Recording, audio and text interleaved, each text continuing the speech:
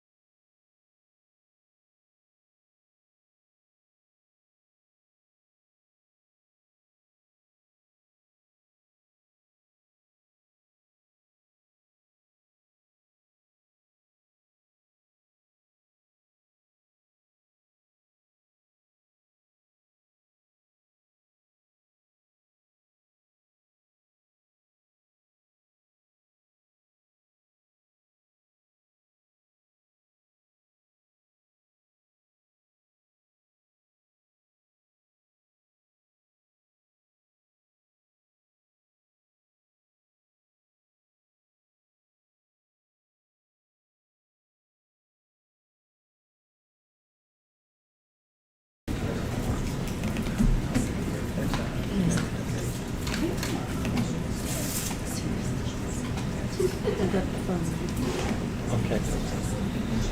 Mr. Romano, could you please do roll call? From executive session, yes. Mr. Rudy. Yes. Mrs. Delaney. Yes. Mrs. Brinkman. Present? Mr. Chumley. Yes. Mr. Patton. Present. All present. Okay. Please join me in the pledge. Pledge allegiance to the flag of the United States of America and to the republic for which it stands, one nation, under God, indivisible, with liberty and justice for all.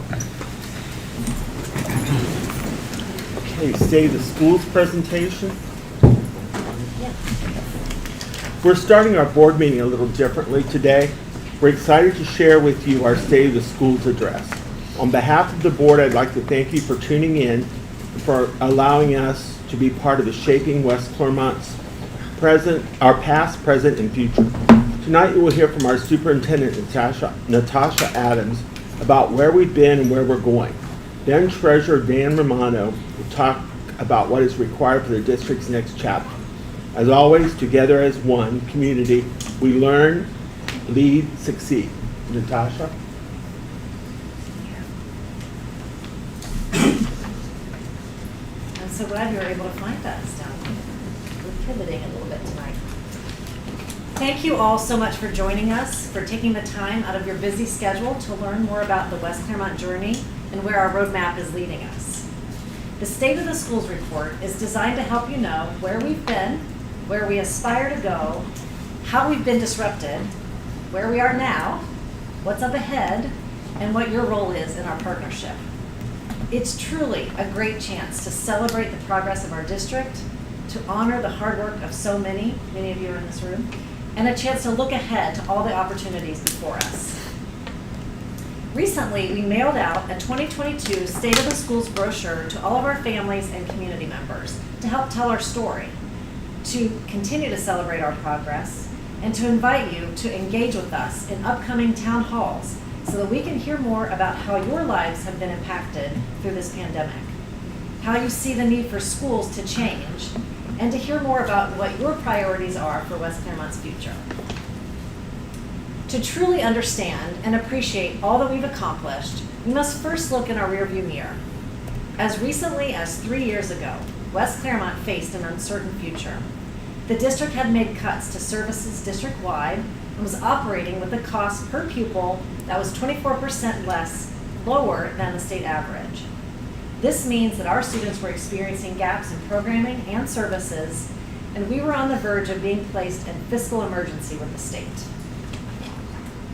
Yet, thanks to the bold Board of Education and district leadership, partnerships with our governmental agencies and the Ohio Facilities Commission, plus our community's dedication to our students' future, we have been able to rise above our circumstances, come together as one community, and construct one new high school, merge our 2 middle schools, construct 2 new elementary schools, Summerside and Willowville Elementary, close Brantner Elementary, and renovate Clough Pike. These new facilities provide our students with clean, safe, and modern learning environments. To guide our path with input from you, we developed the West Clermont Roadmap for Success. This is our strategic plan designed to enhance the student experience by focusing on academics, personal development, and future-ready skills. The ultimate goal is to elevate what a West Clermont education and diploma means, and to give our students a competitive advantage. Alongside our community, we further defined our vision by developing our Portrait of a Graduate, our North Star, if you will, which identifies key learning attributes specific to what is valued most in our community. Join me in listening to Joe Stahl, a teacher here in West Clermont, talk about how the Portrait of a Graduate vision is shaping the learning opportunities provided for our students. I can only see us moving forward. I mean, the things, of course, we had our dark times, but I feel like over the past 2 years, 3 years, I feel like we've just are continuing to grow, and people are noticing us. When I've gone to conferences, people are more aware of West Clermont. I think they're talking about the great instruction that's happening here. I also feel that we are now that we have like the portrait of the graduate that we're aligning, I think a lot of stuff that's aligning for people to be able to, that we're going to be producing students to the next level and becoming like really great citizens and what they're going to do as they go further in the real world. I mean, I've seen more students talking and collaborating when I've gone into rooms and realizing that it can't be until like high school when they have to collaborate on something together. They have to be able to learn how to work together, collaborate, and I'm starting to notice that happening more in classrooms. I'm also noticing students creating more things. And more so I think with our students in our learning ecosystems that's starting to take place and seeing students are diving into their own questions and thoughts, and how do we take that and having the students lead us, not necessarily like we want the teachers to lead us, but really it's about the students and what they're learning and tying all the standards into that part, that I'm noticing like classrooms starting to do that, asking good questions and students diving into their own thinking and then collaborating. And it has to start like I think on a small scale, because we're not going to start like at age 5 and all of a sudden they're going to be 18-year-old, they're going to happen to be 18-year-olds pretty quickly, but we have to make those little steps, because like you said, I don't think we can expect it all to be left. When we hear portrait of a graduate, I think there was a time that we thought, oh, that's just high school, that's just high school, that's high school, because that's when they graduate. But in reality, how are we going to get there? There's these stepping stones that have to take place from when they enter preschool to lead them to that portrait of what we're creating out of West Clermont. So in 2020, our community recognized our needs and showed commitment to advancing our vision and plans by passing the first operational levy in 16 years. This was a defining moment for our district. The levy has allowed us to build a bridge, a better route, if you will, to our future. It has given us the financial resources and stability to continue existing services and pursue our West Clermont roadmap for success. The passage of the levy was made even more significant as it happened during a postponed election day due to the coronavirus health and safety precautions. So we needed to make a detour. Schools were shut down in March 2020 because of a global pandemic. This changed our world, how we live, work, and learn. And while completely out of our control, I would be remiss if I didn't mention the academic, financial, physical, and the social emotional toll that COVID has taken on our district and families. Despite these challenges, we have never lost sight of our vision, our hopes, and our dreams for our students. Once the shutdown by the governor, we adapted and moved to at-home online learning. And just as our vision states, we came together as one community to continue helping our students learn, lead, and succeed, meeting both their basic and academic needs of our students and our families. Our relentless focus on students led to a greater emphasis on the portrait of a graduate outcomes so that all students are prepared for success post-graduation. Take a moment to listen to elementary teacher Julie Schneider as she shares her story of teaching through a pandemic. For me, teaching is all about connections, and when we went remote for so long, we lost that connection, both for the teachers working with each other, with the students, and then that peer as well. It was really, really hard. The kids love being here at school, and not having that one-on-one connection was really missing something. Some of them need to be here because they need that person kind of pushing them along and listening to things that are going on. And without that mental health component was huge. And I know for me, missing being with my friends, collaborating face to face.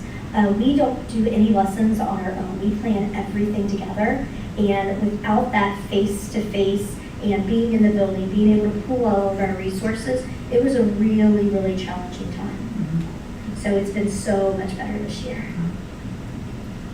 In August 2020, we resumed learning in a brick and mortar setting while also offering virtual learning options to better meet the needs of our student population.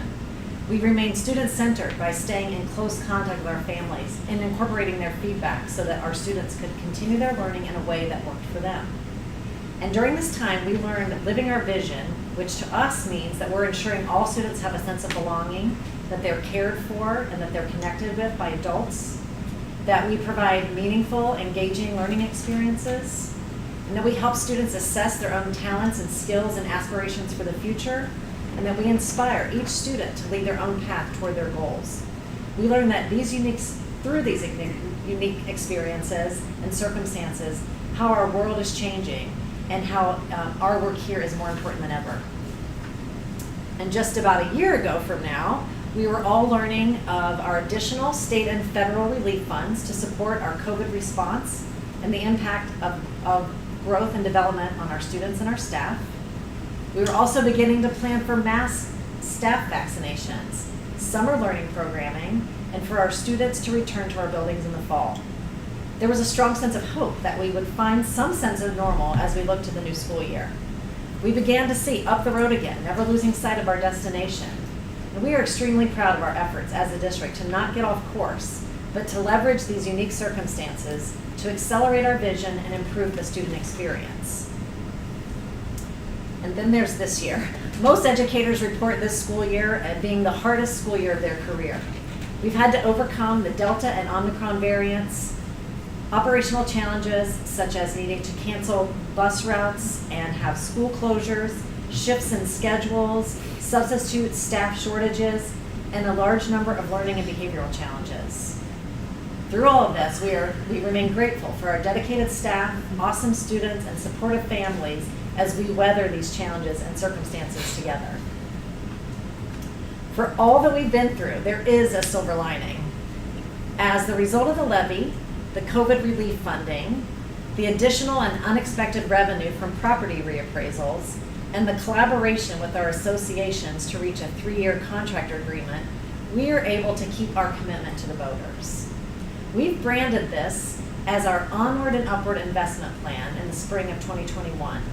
These investments that we have made are accelerating the implementation of our strategic plan and has allowed us to move forward with creating a student-centered learning environment to help address the impact of COVID.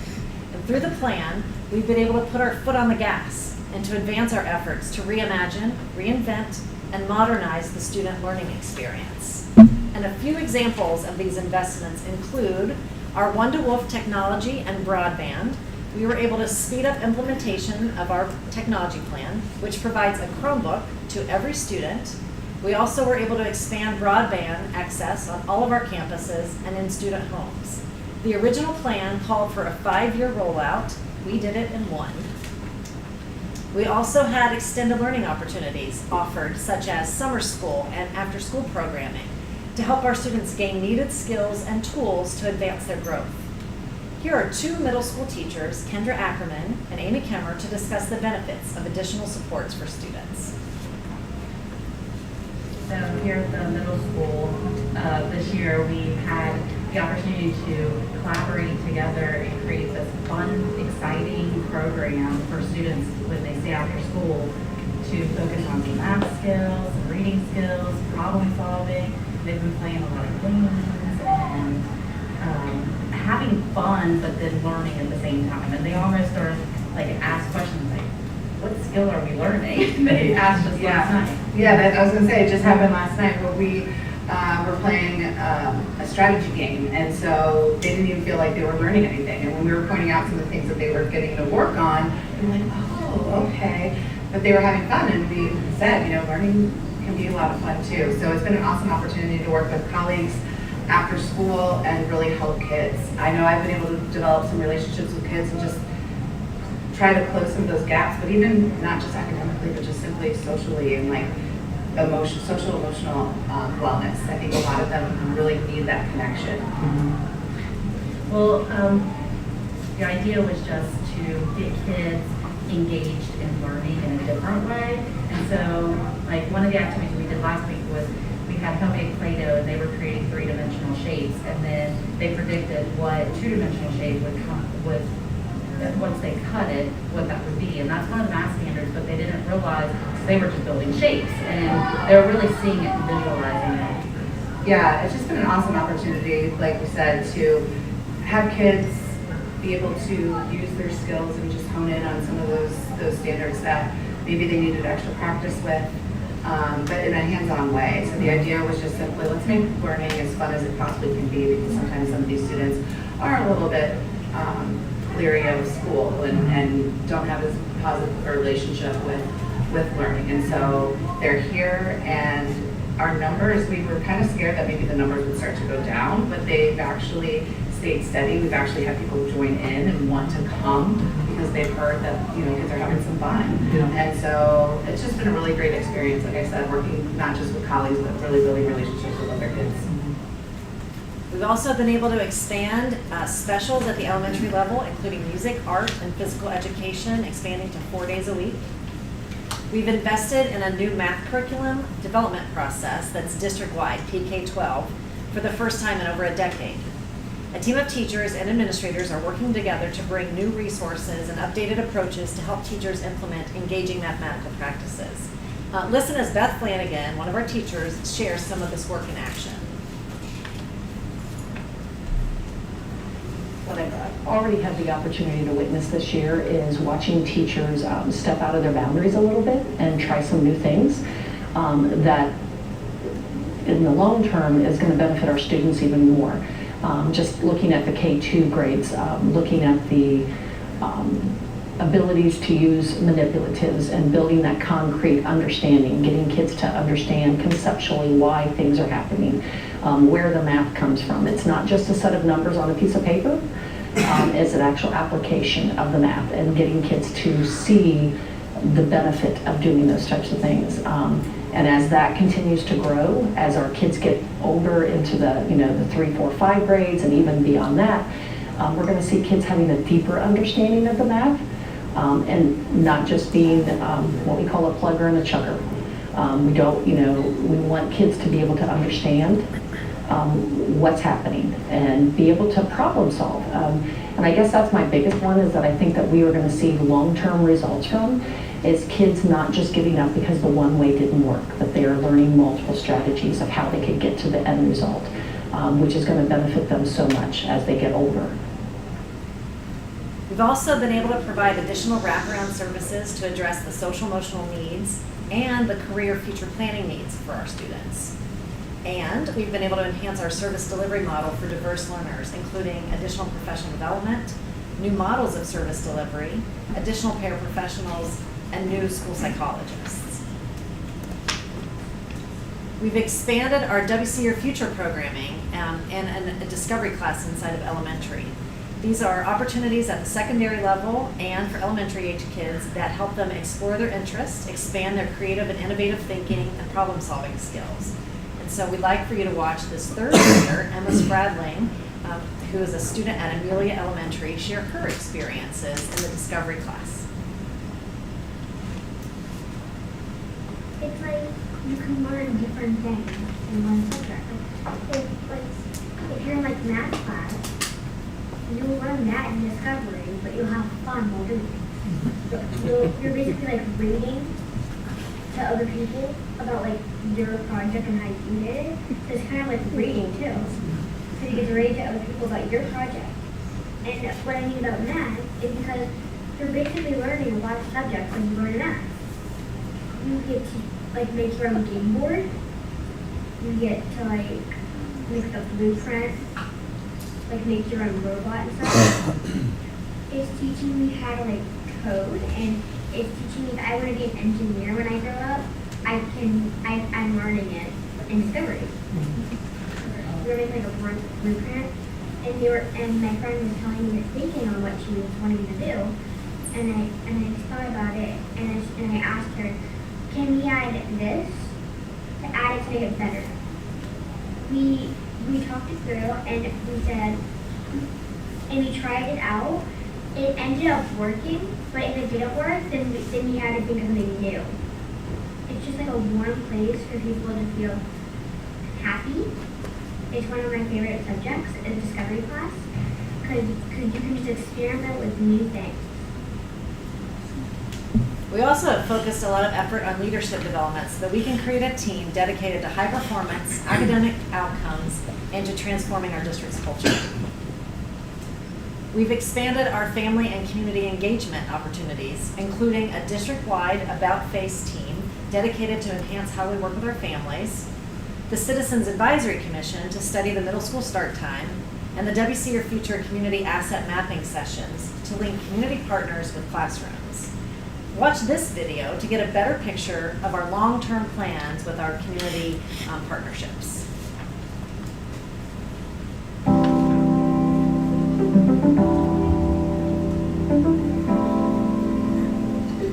Building a student-centered learning ecosystem is crucial to the success of West Clermont schools. We believe that in order for our students to be future-ready, we must provide students with opportunities beyond the walls of the school and connect students with adult mentors beyond parents and teachers. We recently worked with community leaders and local businesses on a community asset mapping exercise to start this important work. The next step to advancing this learning ecosystem is rolling out Community Share, an online tool that matches teachers and students with community partners to create real-world learning experiences. For example, suppose students are studying erosion in science class. The teacher could connect with someone from the local park district in Community Share for a presentation or field trip so students can see firsthand what erosion does to local habitats. Or suppose you're a business owner who needs assistance with spreadsheets. Being a part of Community Share can help you connect with a West Clermont student with an interest in accounting. So it really struck me some work that I do in the community that could be much better connected to the school, to West Clermont, where we have questions that we could advance them tremendously with student activities. Students kind of contemplated that and working on those kinds of things. So I have several ideas of things that can be actioned right away that I'd be very excited about talking to West Clermont about. We cannot do this work alone. Our community plays an integral role in shaping our next generation through this learning model. Together, we can 1. Create mutually beneficial opportunities for students and local businesses. 2. Understand our community's workforce needs for the next 3 to 5 years so we can expand programming accordingly. And 3. Show students that it's okay to try new things and fail. It's only through failure that we can grow stronger and develop key character traits. But he said, raise your hand if you can draw. And like a few people raised their hand. And I thought it was really cool because then he said, I didn't say if you could draw good. It was just if you could draw. And then everybody raised their hand. I thought that was really cool. Just explained that like everybody can draw, just maybe not as good as other people. And I feel like kids are scared to get a question wrong because they feel like it's gonna mess up their grade, and like they feel like they have to have straight A's to do good. Like they're just scared to mess up and stuff. Most importantly, by involving students in this process, we elevate their voice in their learning. It was very welcoming. It was very nice. Everything you said, everybody seemed very interested in, even if you didn't know what you were talking about. It was an idea that you were talking about that they could see working, and if it wasn't that strong, they would build off of it. So it was it was a nice place to just say what's on your mind, and then if you just say something that you're thinking about, it was well, that could actually work. Developing and realizing this student-centered learning ecosystem is just one component of our portrait of a graduate, which is helping us build a bridge today to tomorrow's workforce. Learn more at westclair.org. These upward and onward investments have both an impact today and a long-term impact because ultimately they invest in people, programs, and processes. But of course, most importantly, it's about investing in our people. So at this time, I'd like you to welcome Dan Romano, who is our treasurer, to tell you a little bit more about our financial health. Thank you, Superintendent Adams, President Rudy, Vice President Delaney, and board members Brinkman, Chumley, and Patton. Thanks for allowing the superintendent and myself to do this State of the Schools. First, let's start off with some good news. We started 2022 with great news. Our latest 5-year financial forecast, which was done in November of 2021, projected that we would keep our commitment to the community and to the voters and even go beyond 2024. This includes maintaining the current level of services, as we promised, but it also means expanding what we are able to offer our students, what we are so grateful for, the investments that we can make, the differences in student attendance, engagement, behavior, and performance. So let's look at some of the financial aspects of our go forward. First, let's go back to, if you look at that visual that we had, the lower left corner of that visual looked at our districts at a financial crossroads in 2020, the spring of 2020. Like most of the 600 school districts throughout this state, it's just a matter of time before a district has to go back to its voters to increase its revenues. That's the way schools are funded in this state. The district had a choice. It was either taking a path towards financial distress, i.e. the levy failed, or it was going to take a more positive path, cross that chasm, and go to what the superintendent described as our onward and upward program. What does fiscal distress mean? Well, what it really means is that local control, i.e.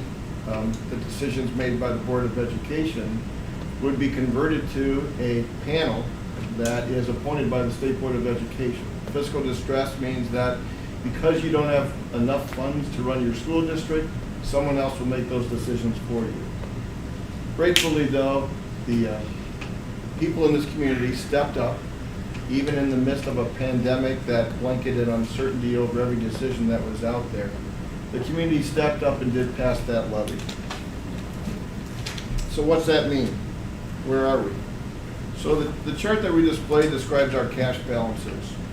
Like anybody running a business or even running our own households, what's really important to us is our cash flow. Money coming in is our revenue, money going out that we spend is our expenses. It's the same thing for a school district. If we look at the chart, we can really see that prior to the levy, the orange bar that's on that chart, is a cash balance that is looking downward. So we have a cash balance in 17.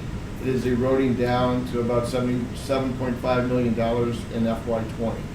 If we look beyond FY20, when the forecast was done in November of 19, it actually headed down to over $24 million of a deficit by the fiscal year 24. Okay? That was really leading us into that fiscal distress. With the passage of the levy, we really are taking on the blue line that really adds some stability to the district. That cash flow allows us to maintain the operations that we committed to, and allows us to even move forward into the onward and upward program to do so. Go on to the next slide. So let's look at the revenue, where we get our money from. Okay. On this graph, the blue bars really indicate the local revenue sources. And as you see from 19 and 20, it was fairly flat. And then with the passage of the levy in FY21 or fiscal 21, it bumps up. FY22, the next year, it even bumps up again. That's because with the passage of a levy, the new funding, we receive half of it in the fiscal year, the whole funding in the second fiscal year. After fiscal year 22, what happens with local revenue? It's flat. So the nature of local funding in the state, once you pass the levy, it's pretty much flat until you go back to the voters again. Or as the superintendent commented, every 6 years there's a reappraisal of the property values. In this district, when those property values increase, we do get a slight bump with that. Second part of our revenue story is the state sources, what money we get from the state. What happened in the most recent time is our Ohio legislators passed a new funding model for us called the Fair School Funding Model, which really focused on funding the students within your district and only those students that are educated within your district. The prior funding model not only included the districts we educated, but included districts that lived in the district that may have went to other places. They may have went to charter schools, parochial schools, or even neighboring school districts. The prior formula really ran funding from the state to us, and then we had to pay funds out for those students that went elsewhere. That model changed. Right now, we just get funding for students within our district. So what's that look like as far as the different components to us? Well, in the story that we see here, two things. One is funding for school districts is relatively flat. Until the state decides that it's going to give us more funding, we're flat. Until the community decides that it's going to pass a levy, our revenues are flat. What else happened this fiscal year really could be shown in the next chart.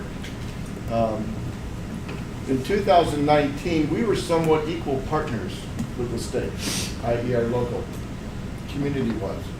2019, the state supplied us with 48% of our revenue. Locally, the community supplied us with 52%. Pretty close to being equal. In 2022, because of the levy increase, because of the reappraisal of the property values, because the state's funding model changed, we became somewhat a little bit unequal partners. The state contributing 38%, locally 62%.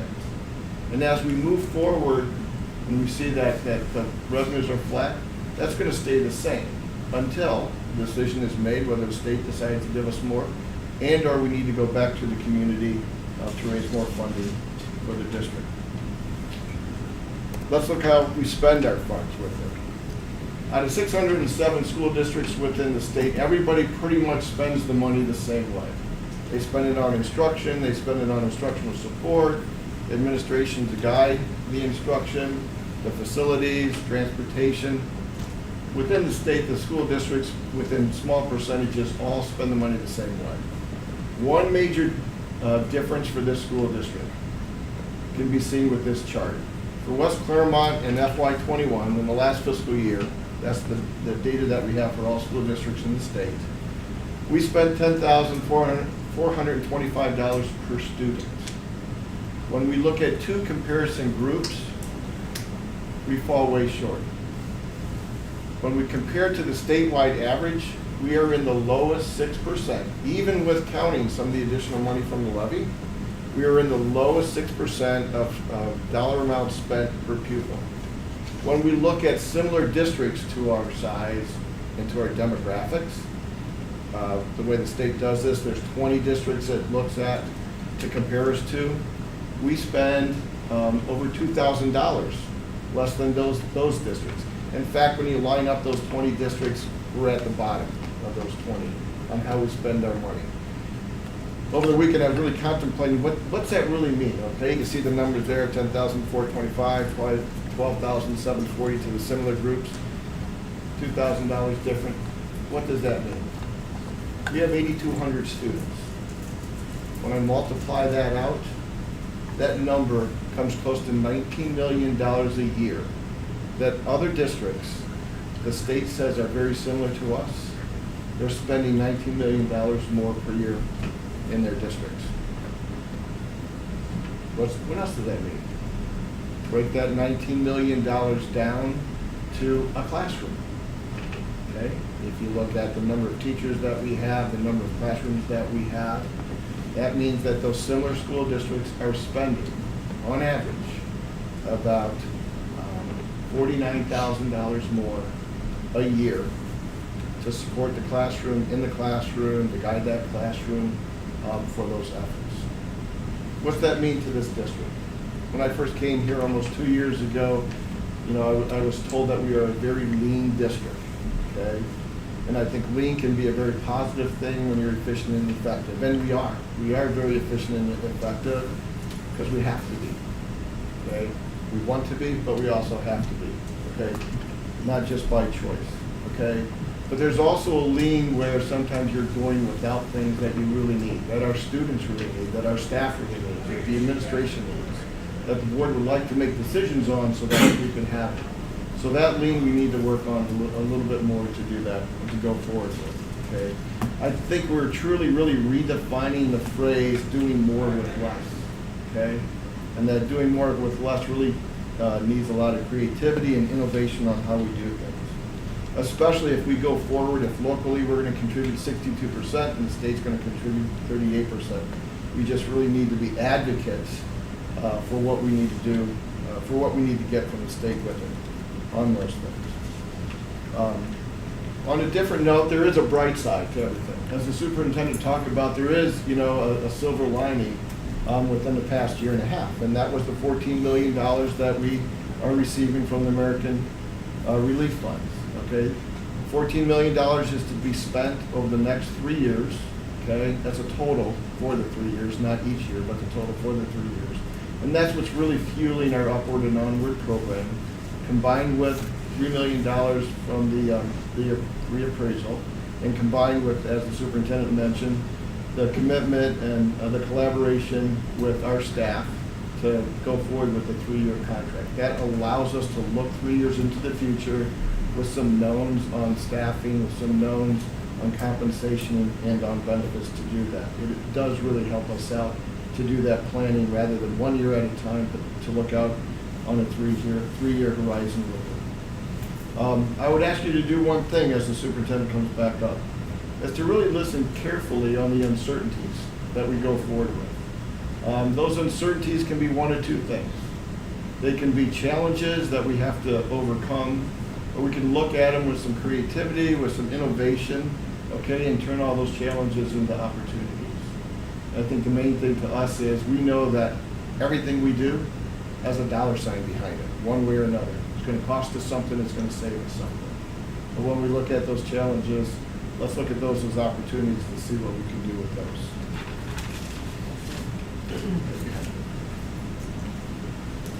So what's on the horizon for West Clermont? In addition to not fully understanding the duration of the pandemic, we have other uncertainties ahead that we must navigate together. Fortunately, we have some time to engage with our stakeholders, to do some learning, some planning, and some dreaming about our future. And that is exactly what we plan to do. Did you guys see this article recently in the paper? Once sleepy Clermont County booms with subdivisions, new homes. Our community is growing. You see it on every corner with bulldozers and trees coming down. A key driver in our planning is not only the pace of enrollment growth, but also the location of student enrollment increases. This chart reflects our latest enrollment projections, and we are continuing to increase our enrollment, which clearly impacts staffing, facilities, and programming. As you may have heard, we are adding 6 modular classrooms for the 22-23 school year at Merwin Elementary to address their enrollment growth and space needs. This is a short-term solution, and we will need a longer-term plan. Other topics to navigate together include understanding how to best support our students' physical, academic, behavioral, and emotional well-being based on the trauma, the loss of opportunities, and significant increased needs beyond our typical scope, while also supporting and equipping our staff and faculty personally and professionally to prosper in these new conditions. We need to revisit our district master facilities plan to address Holly Hill and Merwin Elementary, West Clermont Middle School, and growth in our preschool and special education programming. How will we continue to retain our current quality staff, address shortages with staff that we will need in the future, especially in specialized, high-skilled positions, and how will we continue to navigate the substitute shortage? We understand the pandemic is shifting to a new phase, but what will this mean for schools? How will our policies and practices change? The supply chain shortages continue to challenge us. Will this continue to be an issue for our schools, driving high costs and interrupting service delivery? And what about the future of learning? How will we address all behavioral and academic needs that are much more numerous and complex than we have ever seen in our classrooms? How might the technology continue to shape learning? And what learning modes and options will our families desire? What decisions will be made with school start times and transportation in our school district? What will happen with the local economy? What will be the impact of this new state funding model, which requires a larger responsibility on the local tax base? And what will happen with the housing market and rate of inflation? How might new and pending legislation and unfunded mandates affect our course of action? I share these realities with you this evening to let you know that these are the topics that we are discussing, problems that we are seeking to solve, and in areas of focus for us as a school community over the next several months and years. West Clermont is a community that is growing and expanding, and our goal is to become a destination district that is ready to welcome new families, provide a unique student-centered learning experience, and give our students the competitive advantage and tools that they need to be successful in today's changing landscape. It's time to collaboratively construct the next phase of our plans. We cannot do this work without you. Much like a pit crew keeps a car running at its optimal performance, our students deserve our best team effort. We are looking forward to partnering with our community and our families to write the next chapter in West Clermont's story, to advance educating our students in a modern world. So what can you do? Get involved in our schools. Opportunities we have include getting involved in the Business Advisory Council, our newly formed Whole Child Network, which is a group of people working together on wraparound services to do our best to eliminate all the barriers that our students face for learning. You could join PTO or PTA, our boosters organizations, the West Clermont Education Foundation. We could use you volunteering in our libraries or for donating books to our libraries to expand our collections and to support our WC or Future Career Ed program. Stay informed. Follow us on social media and sign up for our newsletters if you're not getting those on a regular basis. And most importantly, mark your calendars and attend upcoming town hall meetings. The spring town hall meetings will be identical meetings, so pick the date which works best for you. The first one will be at Holly Hill on April 21st, and we will be able to accommodate 100 people at that session. We acknowledge both the challenges and the opportunities in front of us, and we know we can take them head on. Together, we can continue to create a modern path forward for our students and our community. So please engage with us by getting involved, sharing your feedback, and participating in our town hall events. We strongly believe in our students, our staff, and our families, and our community, and we know that we have a bright future. Together, West Clermont is on the rise. So board, thank you so much for your time today for us to share our story. I know you can get tired just listening to it. There's so much work, so much has happened here in a very short amount of time. And you guys have been a great part of that, supporting us, encouraging us, and leading the charge. And so we are grateful for you and your leadership. Do you have any questions or any comments that you would like to make about any of tonight's comments or content? Or is there anything that you would like to know more about before we wrap up this part of our presentation?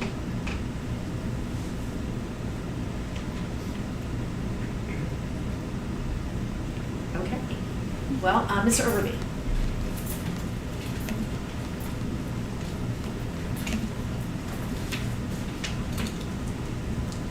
Thank you, Mrs. Adams and Ms. Romano, for such a comprehensive presentation on our past, present, and future here at West Clermont. Now we need our community's help once again. After hearing the State of the Schools address, what is one area that you would like to learn more about to better understand how the district operates and what lies ahead in the future? So how you can do that is by holding your phone up to your screen, or if you're in the audience, it'll take that QR code, will take you to a thought exchange. If you don't have a chance to do that right now, you can go to tejoin.com and add the number 638-747-311 to participate in our thought exchange. So we're looking forward to feedback on the presentation and where we're heading in the future. Appreciate it. Thank you.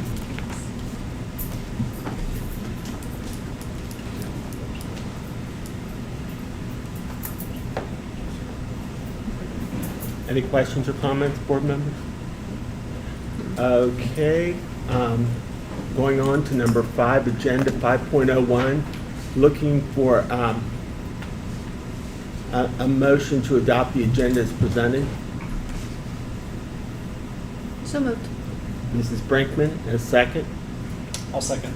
Okay, Mr. Patton, any discussion? Mr. Romano? Mrs. Brinkman, Yes. Mr. Patton, Yes. Mr. Rudy, Yes. Mrs. Delaney, Yes. Mr. Chumley. Yes. 5 yes. Okay, 6.01, public commentary. Do we have any cards? We do not have any. Okay, thank you. Going on to the consent agenda, 7.01, personnel, Dr. Foltz.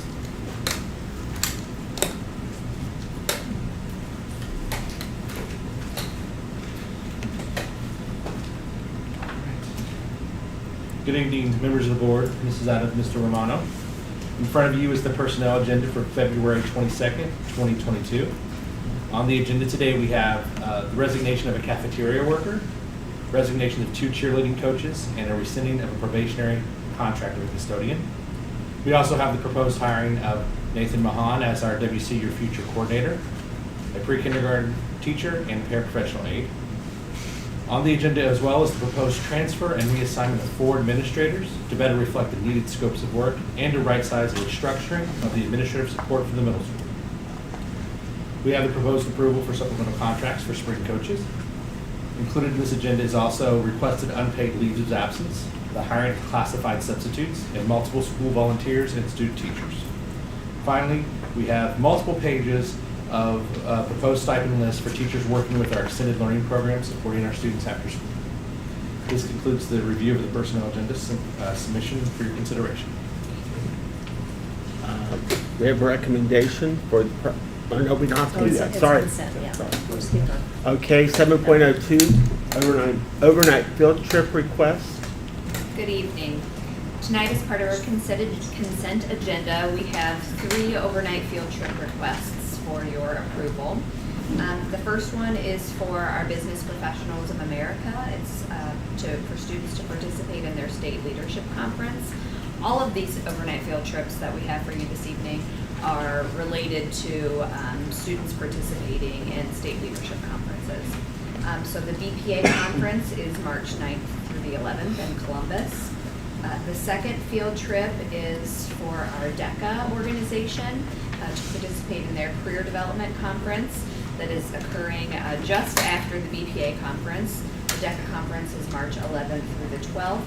And then the final overnight field trip request is for our Health Occupation Students of America, or our HOSA organization, participating in their state leadership conference in Columbus, March 24th through the 25th. Great Oaks provides transportation for each of those field trips, and we're obviously chaperoned and supervised, and the conferences that our students participate in. Thank you. Mr. Romano? Thank you. We have 2 sets of minutes, request for approval. Item 7.05 is a recommendation to approve the January 24th, 2022 minutes as presented. Item 7.06 is a recommendation to approve the February 7th minutes as presented. Item 7.07 is a list of donations that we received. There are 3 of them this evening. The first one is from Dick's Sporting Goods. They donated $5,000. That money is to be used, $2,500 each for the athletic programs at West Clermont High School and at the middle school. Della Douglas donated 80 beanie hats to Withamsville Tabasco Elementary for students in need. And Aaron Smith donated new picture books to Willowville Elementary Library. Item 7.08 is the financial statements, bill paid lists, and investments as provided. So the consent agenda recommendation is from item 7.01 through item 7.08. You've heard the recommendation. We have a motion. So moved. Mr. Chumley, a second. Second. Mrs. Brinkman, any discussion? Mr. Romano? Thank you. Mr. Chumley? Yes. Mrs. Brinkman? Yes. Mr. Patton? Yes. Mr. Rudy? Yes. Mrs. Delaney? Yes. 5 yes. 8.01, superintendent's comments. I have just a few things for you. First of all, I want to thank Mrs. Delaney for joining us today at the Partners in Education luncheon, where we were able to host about 90 people today between our students, our staff, and our partners that represented government officials, educators in higher ed, K-12, people like Harry Snyder from the Great Oaks, and Jeff Weir from the ESC, as well as many business leaders in our community, joined us today to get their version of the State of the Schools report. And then we were able to acknowledge each principal selected a Partner of the Year. So we were able to congratulate them and celebrate their contributions to West Clermont. And we also recognized a District of the Year partner. For us, that was Child Focus that we recognized today. And so we were just very pleased with the turnout, and probably the stars of the show today were our students. 2 of them presented, and several helped host, and they were able to facilitate conversations at the tables with our community partners. And one of the community members came up to me and said, I asked a student at my table a question about like what they thought about what you said today. And the student said to me that, not to me, to this partner, that I really felt like I was treated like a professional today, and I feel like my voice really matters. And so it's like you really can't ask for a better compliment than that. And really the students were doing a favor for us. So I thank Randy Gephardt and Linda Mijas for gathering up those students and prepping them to be a part of it. And we just know that our students are going to be able to help unlock a lot of these challenges that we see ahead of us. And we want to make sure that they have an equal seat at the table. Also, I just want to highlight at West Clermont High School on March 4th from 10 to 1 p.m. on Main Street, we're going to have a senior and junior job fair. And so I think there's about 20 vendors right now that are planning on coming. And so this is it's going to be our second time doing this event, and it has just exploded. And we think it'll be a great opportunity to get students in the door for their summer jobs early. And to hook them up. And I know even today during the Partners in Education event, somebody pulled a student out in the hallway and did an interview out on Main Street today. So, putting our students at the right place at the right time to make connections and build their network is exactly what we want to do. And just letting you know about a few things. Dan and I will tomorrow in this room actually participate in a legislative breakfast. Tomorrow it's going to feature Brad Winstrup, and all the local superintendents will be here. This is an event sponsored by Clermont County ESC and the Chamber of Commerce, and so we'll be able to have a good discussion with our legislator.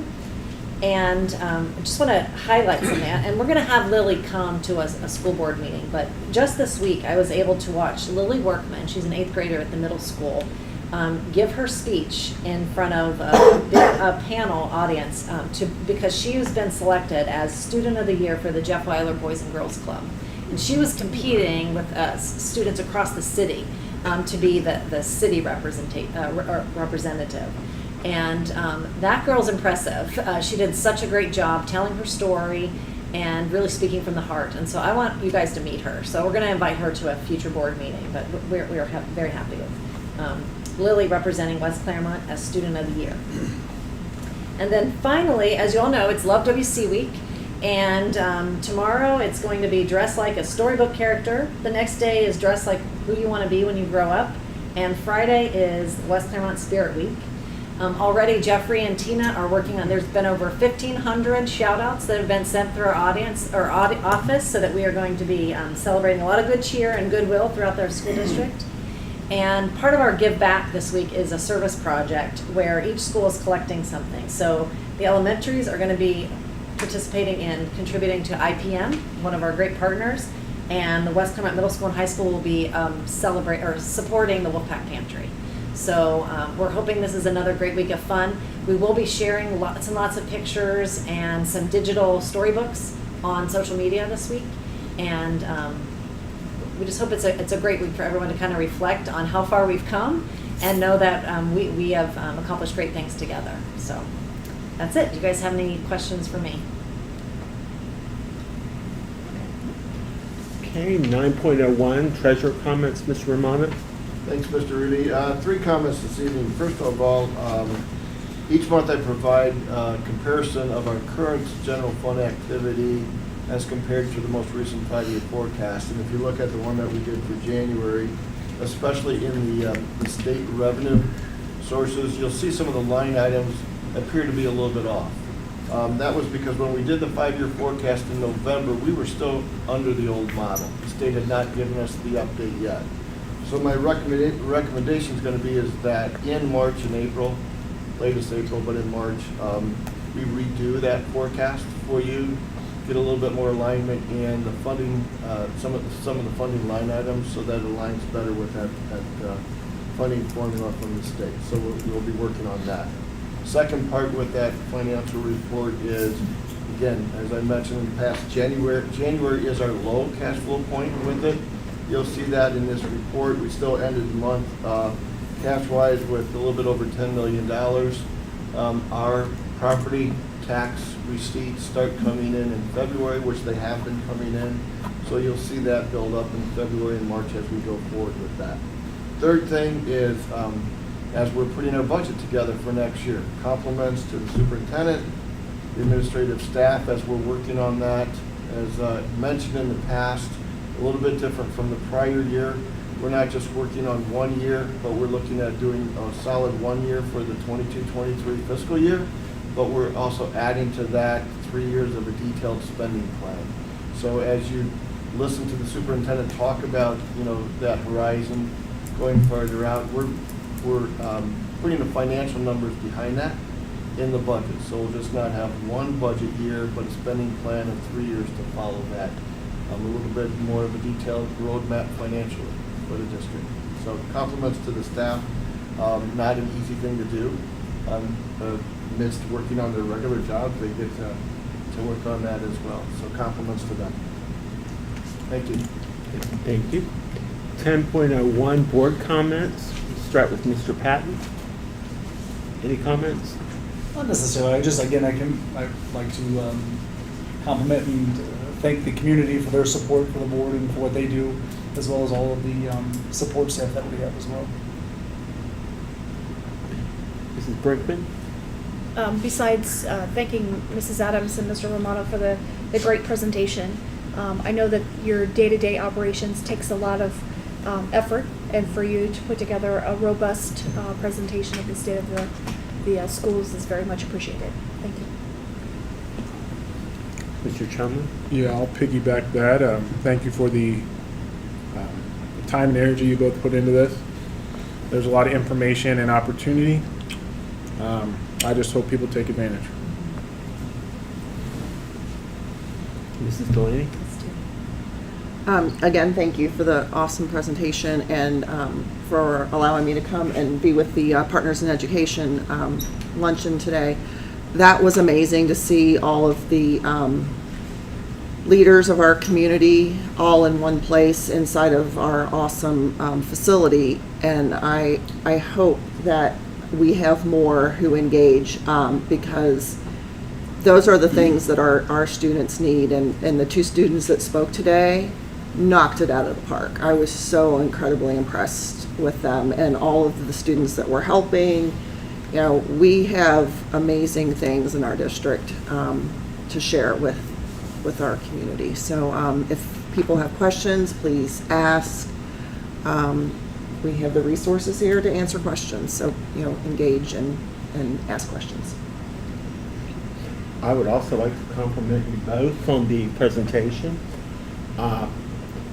It just makes me think of how far this district has come since 1983, when I was a 22-year-old. And what grade were you in? Third grade. Third grade? I'm from a small town. I came here, and everybody was nice and welcoming, but it has grown so much, and this district has gone so far. Very proud of that. I'd like to thank community members that are here tonight, and thank all you administrators. I know you've had a long day. I'm right there with you. So thank you for being here and for everything that you do for us. Okay.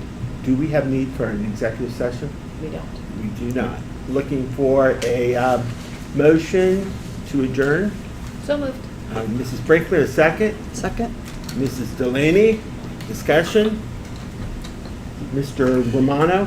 Thank you. Mrs. Brinkman? Yes. Mrs. Delaney? Yes. Mr. Chumley? Yes. Mr. Patton? Yes. Mr. Rudy? Yes. 5 yes to adjourn. Thank you all for being here tonight. Yeah.